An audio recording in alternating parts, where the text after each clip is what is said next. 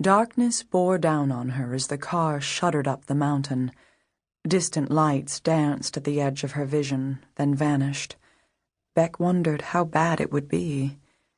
In her mind, she saw only the Jericho she had loved 15 years ago and, in some ways, still did. The dashing scion of an old New England family that had provided government officials since the Revolution. One of his ancestors had a traffic circle named for him in Washington. A cousin served in the Senate. The family's history was overwhelming. The Jericho for whom Beck had fallen had certainly overwhelmed her. He had been brilliant and powerful and confident and fun, ever ready with eternal wisdom or clever barbs. She did not like to think of that mighty man ravaged by disease. She had no illusions. She remembered what cancer had done to her own father. Whatever was waiting, she had to go. On Saturday afternoon, having cleared her decks with Pfister, Beck took the shuttle from Boston to Washington. She lived in Virginia, a stone's throw from Reagan National Airport. Her daughter was at a church retreat, church being a thing that Beck did because she had been raised that way, and her mother would be offended if Rebecca dared differ. Beck decided to let Nina stay the night with the other kids. The two of them could ride together to the airport on Sunday, then enplane for their different destinations. Rebecca's mother, Jacqueline, had been after her for weeks to send Nina for a visit, and maybe this was the time. The child was only in 2nd grade. Missing a few days of instruction would do her no harm.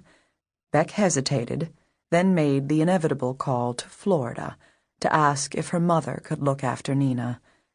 The conversation soon turned into a battle. "I don't know how you could even think about taking a 6-year-old to visit a man like that." "I'm not taking her, Mom. That's why I'm calling you." "You said you decided not to take her. That means you thought about it. I don't understand how your mind works sometimes." She tried, and failed, to remember a time when she and her mother had not been at odds, because, in the eyes of her eternally disappointed mother, Beck would never be more than 10 years old. Certainly their animosity predated Jericho, and perhaps it had played some sort of role, as every one of the therapists Rebecca had consulted over the years seemed to think, in her falling in love as a college sophomore with a married man 32 years her senior who tossed away his remarkable career in order to possess her. "I appreciate your help, Mom." "Oh, so you appreciate me now.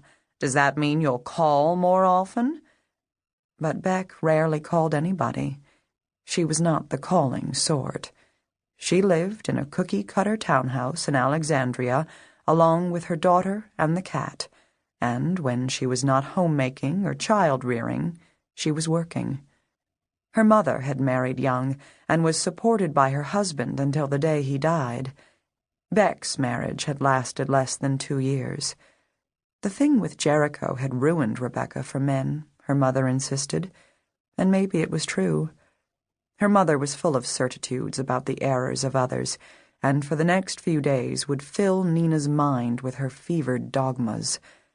Hating herself, Beck had put her daughter on the plane to Florida anyway, and Nina, cradling the cat carrier, had marched regally into the jetway, never turning her head for a final wave, because she was a lot more like her grandmother than like her mother.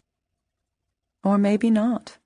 Rebecca herself had been a feisty child, curious and willful, and prepared at any moment to be disobedient.